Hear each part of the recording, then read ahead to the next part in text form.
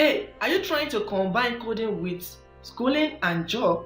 Yes, you are at the right place at the right time because I am about to teach you how to combine coding with schooling and a job without stress. But you might be thinking, why am I the right person to tell you this? Yes, I passed through the same thing when I was in school. I was studying history and international relations. At the same time, I was learning to code and I was also working for people. So I have the best experience to guide you. Listen and listen carefully.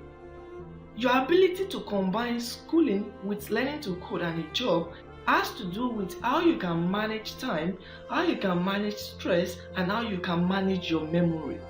Those are the three major things you have to work on. You need to manage your time, you need to manage your memory, and you need to manage stress. And I'm going to give you tips that will help you do this miraculously, and you'll be ahead of the majority who don't know about this thing. And that is why you have to watch this to the end, because the last point is the most important. Now, let's get started. The first thing is pay keen attention in classes. That is very important because if you pay keen attention in class, you have a general overview of what your lecturers teach you in class, and that means it will be very easy for you to read it later because you know what the lecture is all about, you know what the topic is all about already. So all you have to do is to substantiate what you already know, just to get detail and more facts to build up your knowledge, and that's what you have to do. So paying attention in class will help you a lot. For example, for some reasons, maybe the subject is so voluminous and you cannot read everything during the exam period, and they now set the question you don't read properly when you are preparing for the exam.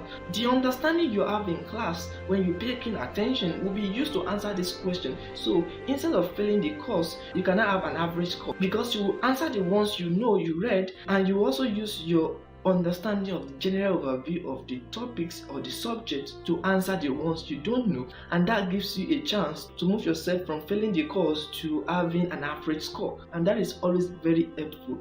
After that, the next thing you have to do is to make sure you befriend the people with the best grade in your class and the people with the best brain and best books in your class. That is very important because the people with the best grades in your class, they somehow know how to answer questions in such a way that lecturer will like it and give you good grades, and they always have access to information about how to answer questions the way lecturers want, and they have access to some past questions that may help you out, and that is why you have to move with them. If you have them as your friend, when you are discussing this thing, they will have solved a lot of problems for you, so you don't have to worry much about a lot of things, because when you discuss with them, you get a lot of things, you learn a lot of things, you get a lot of information from them. But the downside of befriending those with the best grades in your class is that some of them, they always hide information that can help you to beat them in class,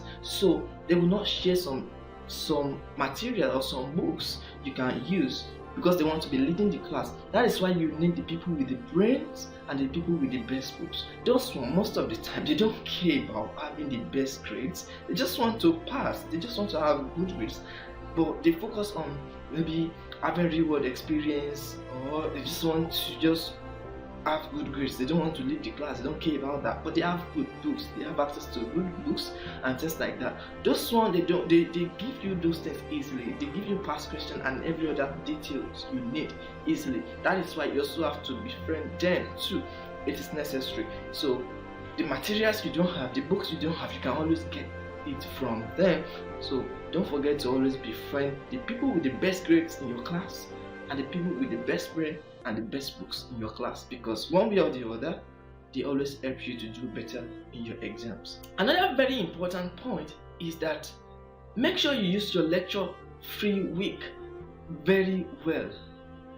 Make sure you don't waste your lecture free week on unnecessary things. Most of the time, you see students during lecture free week playing games, watching movies, series, and things like that, and they waste a lot of time on all of these things. By the time the exam comes, they will now be complaining, oh, the lecturer, the school jam packs everything, this is so difficult, they'll be complaining. But the truth of the matter is, you don't have control over how your school structure your exam, so you don't have to pay attention to that. All you have to do is to make sure you use your lecture free week to learn, to fill up the gap in your knowledge and add the detail of everything about the subjects you are going to sit for in the exams, and that is why you use it very well. I remember those days in school, my lecture free week, I always spend it on reading. My friend that we read together is now in the UK. Then, very early in the morning, we would go to the library, and when the library closed, we would move from there to Ajose to read at night. And very early in the morning, we would go back to our hostel to eat and do some other things. Then we go back to the library. We repeat throughout that lecture week, even throughout the whole of the exam period. That was the way we did, because we were somehow busy with a lot of things then. So, and most of the time, I didn't always focus on coding during this period. I always made sure that I focused on reading because coding is somehow addictive, and if you try to code during that time, you may not read as you should read. So if you can avoid coding during that time, make sure you avoid it. But if you cannot, because maybe your job requires you to do some things during the time, yes, make sure that your focus is still on reading, and that is very important. Now, another thing I want you to know is that you should be strategic with how you read. Sometimes maybe you realize that, oh, this subject is voluminous and you cannot read like all of the 10 topics or 15 topics. So you can just read like 8 that you know the way the lecturer explained it.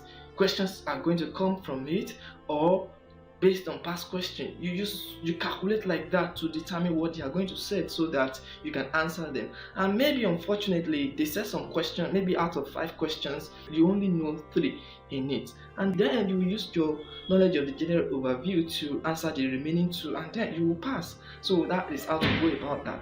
And the last thing I want you to know, and it is the most important thing if you want to have good grade, no matter what you read, if you cannot show that you have read it, if you cannot write it for a lecturer to see it, then you will not have the good grades you want. So that is why you need to improve your speed when you write. You know, for me, when I was in school, I was a slow writer, and that affected me a bit. But if you can improve your writing pace, it helps you a lot, because if you are fast, you write a lot of things. You know, whether you are brilliant, if someone can write something sensible and you can also write something sensible, then the person will have a better grade because the person is faster. So if you are also fast, that will help you to have good grades, because you'll be able to write a lot of useful things that a lecturer can feel like, oh, this guy is brilliant. It is important to improve on your speed. Make sure you improve your writing speed, and that will help you a lot in having good grades. Another very important point is to make sure that you read for at least 30 minutes every day. You know, when you leave class and you pay attention, and you paid attention in the classes, and you are now in your room and you take your time to read, it means you will fill the gaps in your knowledge, and it is very, very easy to read in that case because you have a general understanding of it already, and reading will help you to learn in details, and that is why you need to read every day. If you can read every day, it's the most important, because it is easy to, when you jam pack things together, it's hard to learn, it's hard to read. But if you are reading every day, at least 30 minutes every day, it helps you to learn fast and prepare yourself for the exam period. So do that, because you are reading every day, it helps you to not worry.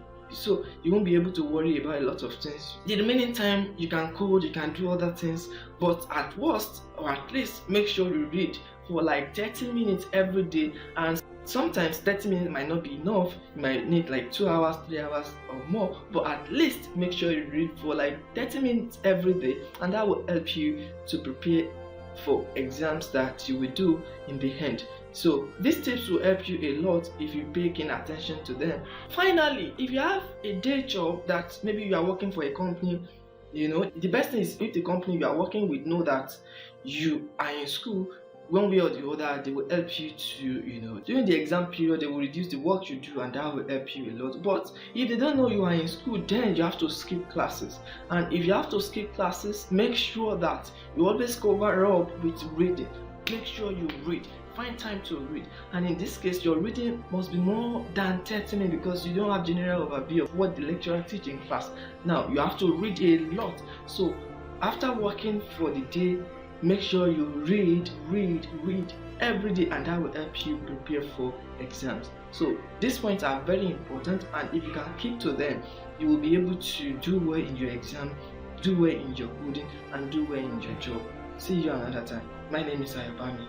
Bye for now.